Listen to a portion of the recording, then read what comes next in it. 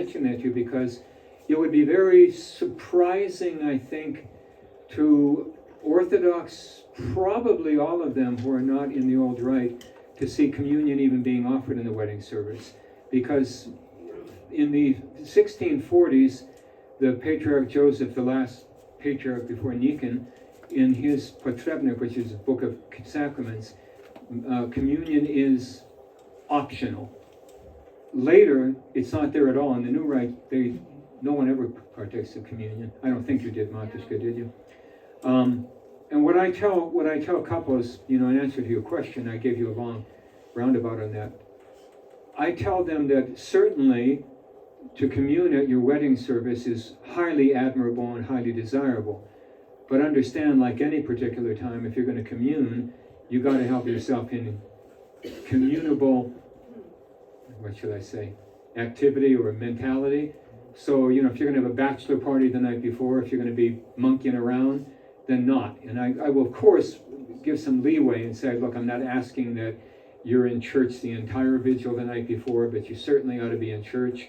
You certainly ought to recognize that it's not a night for some sort of partying and the rest of that. If that's what you're going to do, then don't commune. But if you think you can do that, then by all means commune. So it is an optional thing, but it's in the old rite books, and we continue to leave that in there. It's completely optional. And again, I'm not casting aspersions on anyone who doesn't commune at that, because if you just know, or suppose, for example, you even go, I think Ali got married. I think they got married fairly late in the day, as I recall. That's a long time to go without eating and drinking, and the last thing I want to do is have a bride swooning on me because they haven't eaten or had anything to drink. So, we're not saying if you don't do that, it's shameful. It's if you want to do it, but it takes some preparation. And the breaking of a glass, where's that coming from? So even without probably comes from the Jewish background, it probably comes from that.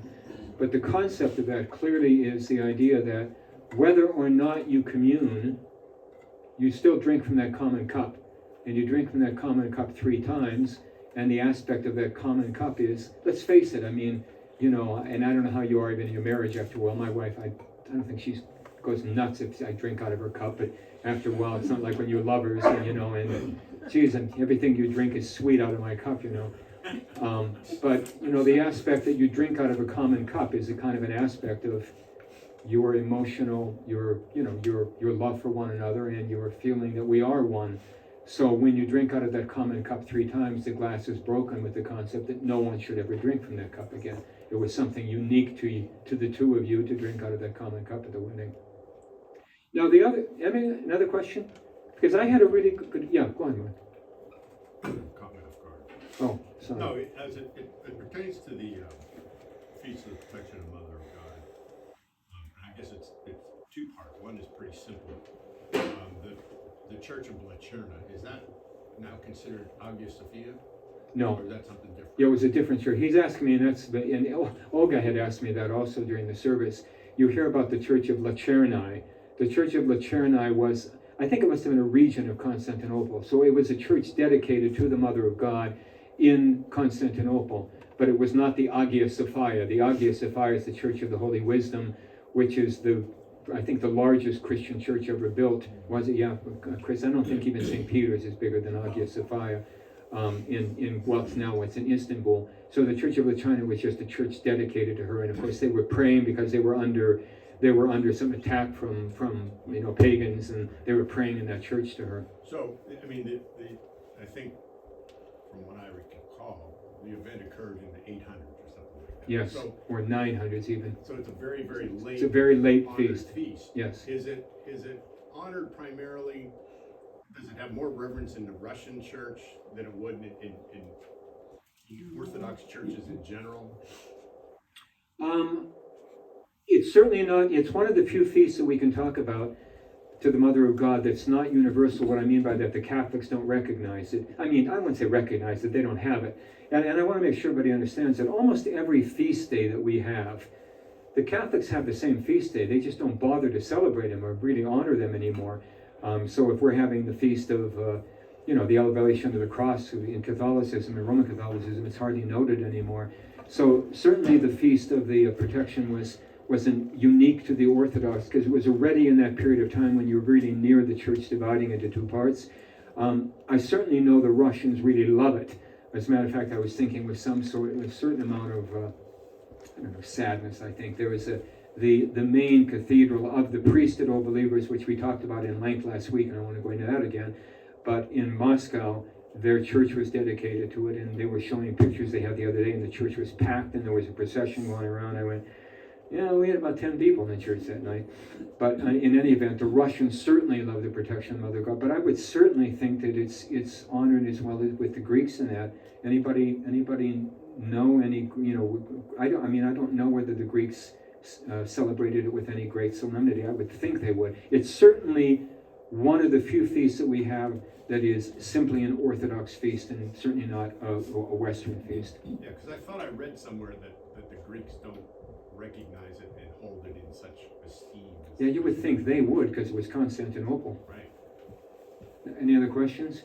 Yeah, David. A different question, and maybe this is just due to the fact that I haven't had any family members deceased here, but when does the counting begin, or the time count begin for first, third, seventh, and 40-day Quaniquitas? And does the time, for instance, if somebody passes in the morning, do we utilize the noon date, or what is our method for that? That's a good question. I'll tell you where I think it's a really good question. It's one of the things I kind of want to talk to all of you about and have some of your input. I asked Father Theodore to give me some input, Father Orothius this morning. Or I have a little quandary coming up on the Feast of Archangel Michael. Certainly the Church looks at the liturgical day beginning with Vespers. And as a matter of fact, one of the other questions I had is when can we have marriages or weddings, and when can we not have marriages or weddings?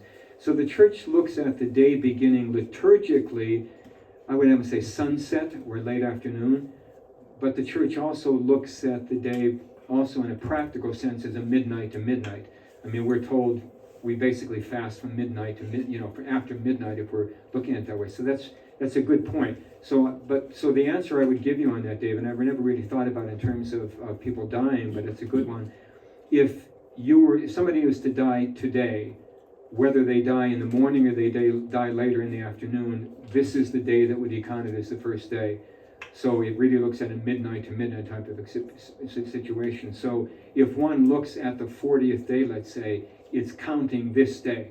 It is the 40th day, counting this day. So immediately when someone dies, I'll often sit immediately and start doing my counting of the calendar days and look and say, okay, here's when the 40th day is going to be. But that's a good question, because the Church does look at the liturgical day. That's why, of course, Orthodox Christians are supposed to honor Saturday night and come to services and so forth, because the Lord's Day has begun already. It's not just the idea of Sunday, but we also really don't say at sunset on Sunday, okay, we're all done with the day and the day is done. So you can almost say that there's a certain element where days run 36 hours when you get into church concepts of it. Yeah, because a lot of the Ukrainian, and I'm assuming the Russian churches also they have the first day Quaniquita. Do we do that then, or do we only do 3rd, 7th, and 40th? 3rd, 9th, and 40th. I'm sorry. 3rd, 9th, and 40th. And I would say that, the 3rd and the 9th certainly ought to be done. I don't always do a 3rd day, because the 3rd day usually runs on the funeral itself, and I consider that a service for that. But the 40th day is the one, you got to do it, and you got to do it on the 40th day. I've done them on Pascha and Christmas Day, which I really didn't want to do a punny hit on those days, but I had to do them. So those days are absolutely essential. The other ones are more optional, certainly nice to do. Okay, the other question I had, and then I want to get into the Orthodox dogmatic theology, but I do think this is germane, because you're going to see what I'm talking about. The question I had, and it was a really valid question, was kind of directed to me. How do you, that is me as the rector, how do you make the decisions in a sense that, okay, we're going to celebrate this day, but we're not going to celebrate that day? Some of you who are really elderly in the church, and I guess I'm about as old as you get almost here, but may remember some of the feast days. Well, Joe, I wanted to be nice. For example, some of the feast days that we would have celebrated when we were children, and I don't know if you remember this, Katya, because you were in the choir. There's a feast day in early December by the civil calendar, which was a dedication to a church of St. George in Russia, and then the next day there's one doing the icon of the sign of the Mother of God in Russia, and I don't celebrate those anymore. Why, and under what basis do I have the right to do that? So let me at least explain this aspect to you, and I put these on the board for this reason. When we look at any given day of the year, if you look in your prayer book, all you got to do is go back in your prayer book and look at the end in the back part where the saints are. You will see a saint's name. So for example, today, St. Dionysius the Areopagite, if you look at St. Dionysius in the book, you will find no marking next to his name. That means that he is a saint to be commemorated, but he's considered a saint of, let's say, I hate to almost rank people, but maybe a little lower rank. It's not going to be one that you're going to have, if you're not doing daily services, it's not going to be one that you're going to hold feast day services for. If you see this little marker that almost looks like, I suppose, a happy face or something, it means that that saint is a little bit higher.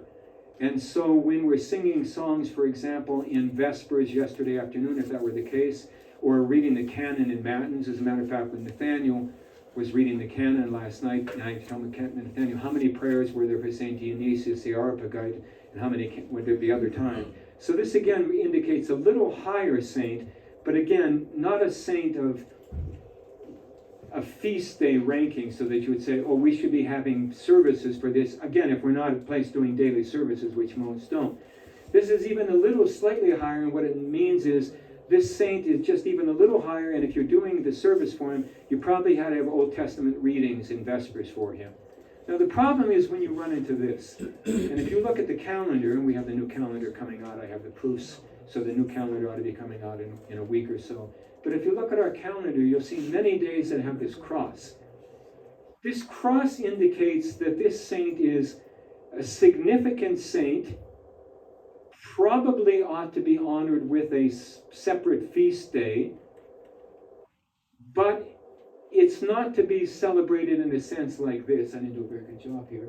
Which, if you see this next to it, it means this is a really major saint or event that ought to be celebrated like Sunday itself. So there should be services for it, and you shouldn't work on that day. The problem with the Red Cross is the Red Cross became used for many, many regional Russian saints. And so if you look at the calendar, if you look at the prayer book, you'll find this, I'll bet you find this twice, 3 times a week. The practice in our church, which I think was a good practice that I didn't establish, but Father Vladimir did it maybe before him, was the Russian saints having this kind of marking. Mention them, but don't celebrate them, because they were really meant for regional areas. So when you hear those prayers that the deacon is doing when we do the Litsia right after the gospel reading in Matins, "O God, save thy people," and this saint, and Basil and Moscow and wonder workers and so forth, they are saints that you look at and say, okay, they meant to be regional saints. But sometimes those saints are universal saints. So, for example, Saint Elijah is that level. So Saint Elijah is a level where he's a saint to be honored, but it's not one of the great saints. And so that's one of the reasons that I felt fairly comfortable in the last number of years as I look at what I think is reasonable. And what I try to determine is really, for the most part, the people who are diligent, those who come, those who sing, those who be here to read, those who serve, how much burden am I putting on them when I know they have lives where there's work and so forth. So, for example, with Elijah, I've come and looked at that and said, okay, it's a saint worth honoring, but we'll do Vespers for it because we still have the Feast of the Cross, and we still have the Transfiguration, and we have the Dormition, and we have the Portrait of Christ made not by hands. That's an awful lot of feast days that come in 1 month. And the reason I'm mentioning this too, because I got a little quandary here, and some of you may tick in here. So we normally have the annual meeting of the church on the middle Sunday of November. That's the 13th of November. We were going to have it on the 13th of November. Father Markel, who right now is sick, but Father Markel can't be here this week. He's the president of the parish council. Felt it wasn't fair for him to have the annual meeting without the president of the parish council. So we decided to move that annual meeting to the 20th, Sunday the 20th. Okay, no big deal. But that happens to be the eve of Archangel Michael and the heavenly hosts. Okay, so if we have liturgy that day, and if we have the parish meeting that day, and if we have the services that day, how are we going to do that? I mean, how many people after being here, let's say for liturgy and for being here for the annual meeting, are going to go, okay, I'm going to go home and I got to come back later on for another 3 or 4 hours? So then I had a thought in my mind that maybe we would do the Vespers and the Matins right after the annual meeting, so the people who will be here don't have to come back again. But then I realized I'm not getting in the camera here, I'm roaming around. Thanks, Nathaniel, for telling me. But then I also realized, we started a number of years ago realizing that although our Thanksgiving Maleven was very popular at one time, now in the last number of years we had a handful of people coming to the Thanksgiving Maleven, but when we have the Thanksgiving Maleven after liturgy on the Sunday before Thanksgiving, we get a lot of people who come for that, and I think it's important to give thanks to God before we all sit down and stuff ourselves on Thanksgiving and enter into the Nativity fast. So, okay, what do I do with that? If we end up going, we'll do liturgy, and a Maleven, and a parish meeting, and Vespers and Matins. So, so I said to Father Herotheus and Father Theodore this morning, I woke up at 3 o'clock in the morning trying to decide what to do. And so I'm leaning right now to going, okay, let's do liturgy. Let's do the Maleven right afterward, because we really ought to give thanks to God. Let's do the annual meeting, and then let's just do Vespers that day. It might be more reasonable. So I look at it and go, I don't really like not doing the full services for Archangel Michael, but it's not a feast with a cross with a circle. I wouldn't next year go back and do the services for that again. But there is at least some flexibility, I guess I would say, in saints of that level. I don't know, anybody want to kick on that, but if you look at the cross with a circle, there's a couple of them that I don't do, but I think that probably even Father Vladimir stopped doing years ago, and one of them that I stopped many years ago doing was St. John Chrysostom. St. John Chrysostom's feast is very often on Thanksgiving Eve or Thanksgiving. I remember as a teenager one time finishing turkey dinner and running up and going, oh, now you got to go to church for 4 hours afterward. And I recognize there's other feasts for St. John Chrysostom that we celebrate, so we haven't celebrated in a long time. But I try, if you see a cross with a circle, you pretty much know that's something we really ought to keep, and it's a major feast day. So, Father, Yes. as it relates to all this, who assigns the rank of the saints, and when did those? When in doubt, I was thinking, when in doubt, here's the answer: the fathers. and I really don't, that, because I thought about that. I mean, I thought somebody would ask that question.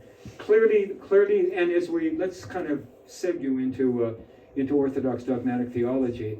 What Father Pomazansky is going to do, you're going to find in Orthodox dogmatic theology, his methodology is to indicate that everything we believe in Orthodox Christianity can be followed in a cycle that follows this pattern. What did it say in the Old Testament? What did it say in the New Testament? What did the early fathers of the church say? What did the canon say? What did the fathers say? If we can see all of these consistently, then we can kind of look at it in that manner and say, this is what the church has always believed. So clearly, and Mark, that's a good question for this reason. Again, one of the problems, when Nick Stepanowski was asking that question last week, is why did people not want to have priesthood and so forth? One of the problems that you run into with many old believers, stringent old believers, is they really have this mentality that I think has been pounded into them from their infancy, that somehow the church structure was exactly the way it is from the beginning of Christianity. That's not true. I'm not suggesting to you, we know, for example, O Gentle Light, we sing in Vespers, is a really ancient hymn of the church, and we know the bringing out of the candle at Vespers was really ancient, and we know many of the prayers are really ancient, but the service has developed over a period of time, and so the whole liturgical structure developed over a period of time. And while I would say clearly that we're pretty close to the structure that was had by the 4th century, when we have St. Basil, St. John Chrysostom, and so forth, and their liturgies being codified, nevertheless, the whole liturgical cycle probably did not come into kind of its final form until about the 800s or the 900s. So for the most part, we can look and say that it was probably developed by the fathers of the church over a period of time and in the tradition of the church. Any other questions?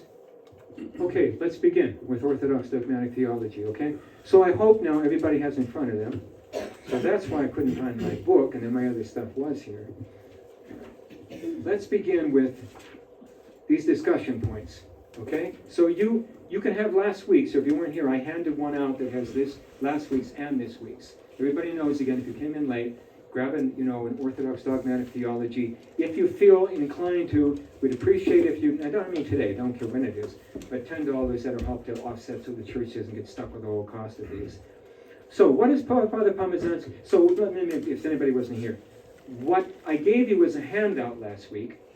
Josh, you didn't have that handout because you weren't here, I know, last week, but maybe somebody else didn't either. I gave you a handout and indicated if you could, take a look at pages 20 through 29. That's the handout I gave you. You have the book now, so you don't even have to use that handout. But in any event, what does Father Pomazansky state are the three foundations that make up the fullness of actual life in the church? Anybody want to kick in? Because I think it's a really important. Now, again, you can raise other points, that you saw in there. Yes, Steve. You blinded me, Steve. My page 20 in the book is still the author's preface. Yeah, I think your page range is off. Yeah, All of those questions come from 29 and Oh, I have an older version then. Okay, I must have an older version because, I'm sorry, I didn't realize that. The version I have, yeah, this is the author's preface that I have on page 20. Your author's preface is a different page? 26. Okay, I'm sorry. Okay, I'll get the updated book. I found this sitting on the shelves because I'd given mine away to somebody, so I appreciate. So you're telling me page 26. Okay, so what's the answer, Steve? I don't know the answer. I was just trying to figure out where I'm at. You just raised your hand to tell me I was confusing you. It's confession of faith, moral life, and divine services. Yeah, the reason I put that in there, that's, these are supposed to be discussions, not a lecture question. My book doesn't line up with their book either. I got an old one too. So you have that on page 20? Okay. Okay, we'll all get on the same book then, we'll all use it. So everybody, if you tell me page 26 is the preface, that's the place? Yeah, That's in the books that we just got handed out, right? yeah. So that's gotta be a later version. I'm gonna look at this. Mine is, let's see what version mine is. Look in the front of yours. Mine was copyrighted in 1983. I'll bet that you, so you have a later version, right? Yeah, they add translated prefaces to ours. Okay. I had 1997, and it ties in with what your copy was. You're the same? Yeah, the introduction is page 22, and the preface is page 20. And you On just, mine, no, oh, I but had you this have at an older home. book too. I had this at home. Okay, yeah. okay. We'll have to grab newer ones. Okay, I'm sorry. I guess what I thought was important about that, anybody else want to kick in about, why perhaps that's an important element? I think, again, one of the key issues here, and that's what I said, I think this year we need to really understand what we believe, is because, to a great extent, what do Protestants say? What's the foundation of the faith? Yeah, Neil? Confession. It's just confession. Confession. Faith. I believe in Christ. I believe he's my personal savior. I believe I'm saved.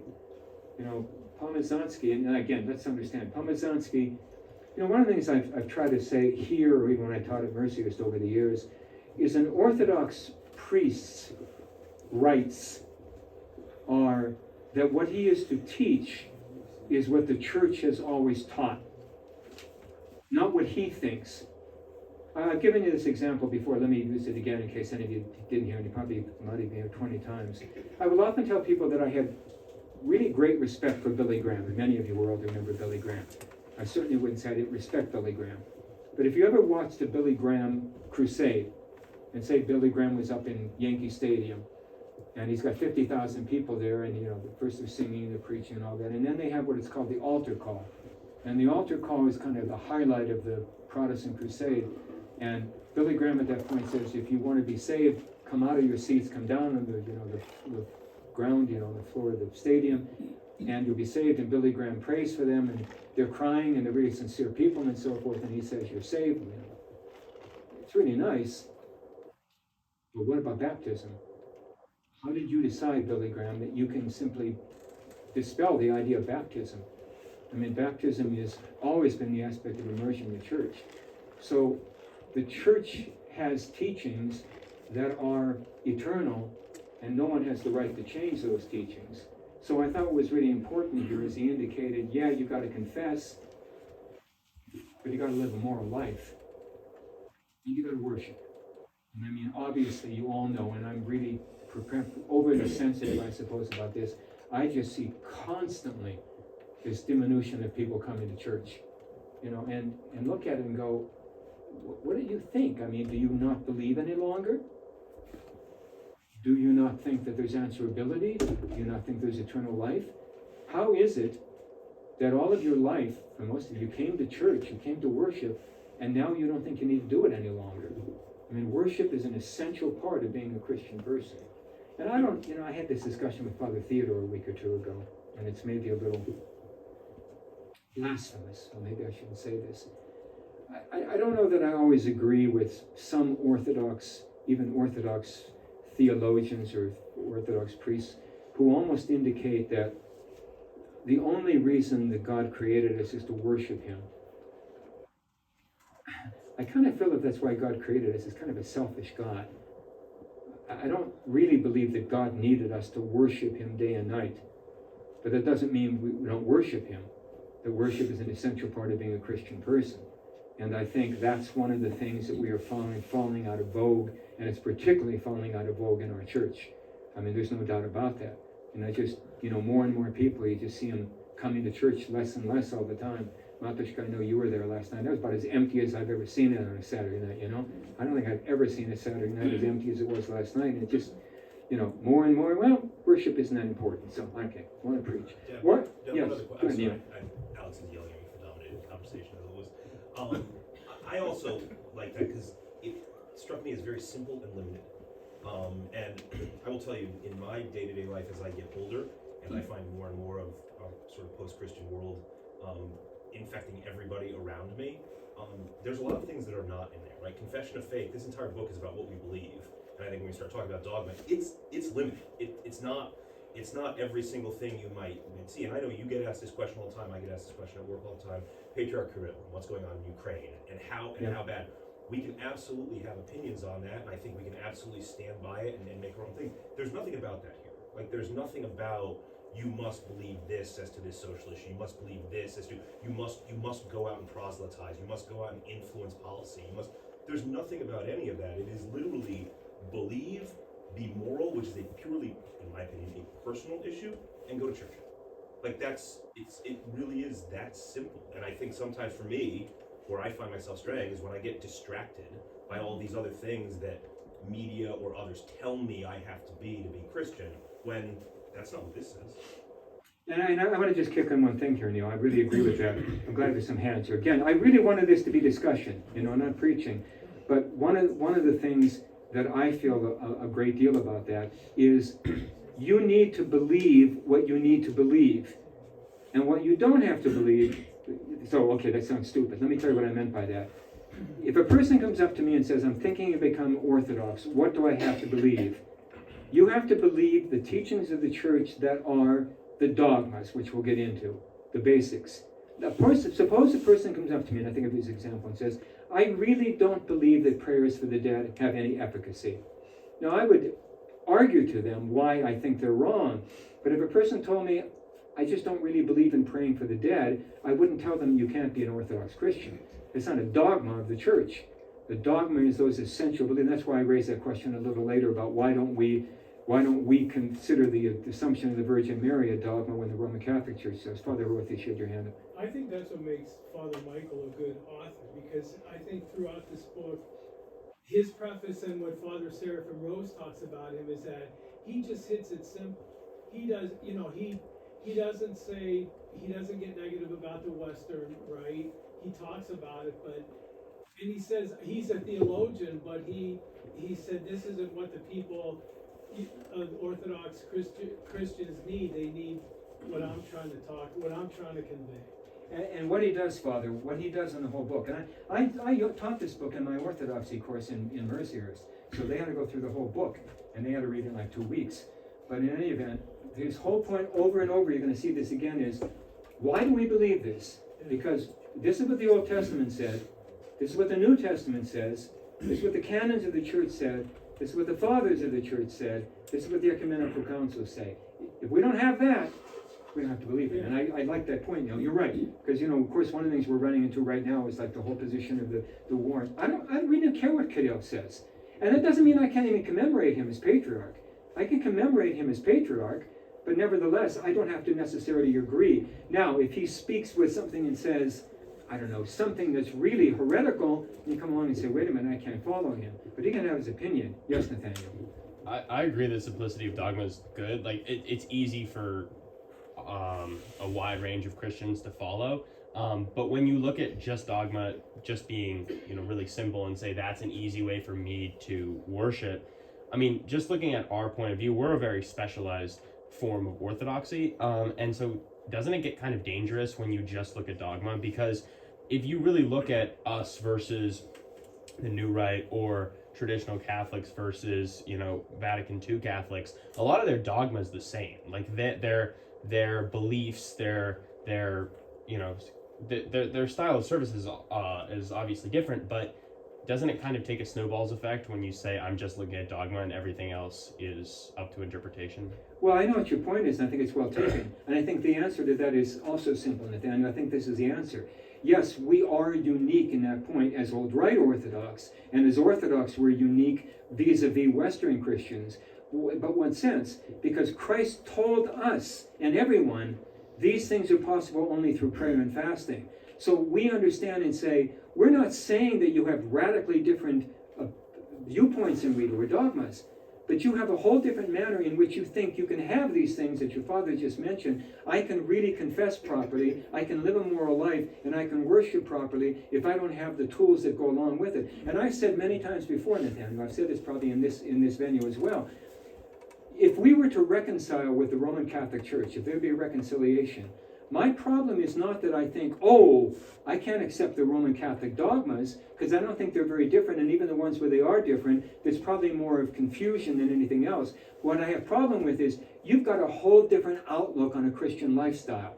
Your whole idea of a Christian lifestyle is just, you go to, and I'm not saying there's not a lot of social work, but you go to Mass and that's going to be enough. And the church says, no, you need these things, because if you don't have them, as your dad, the way he put it, we're living in a world, and you know it as well as I do, it better than I do, and the entire world is so secularized and so non-religious at this present time, that if you don't have, and I really believe this a lot. That's one of the reasons I have trouble understanding why people don't at least come Sunday morning liturgy.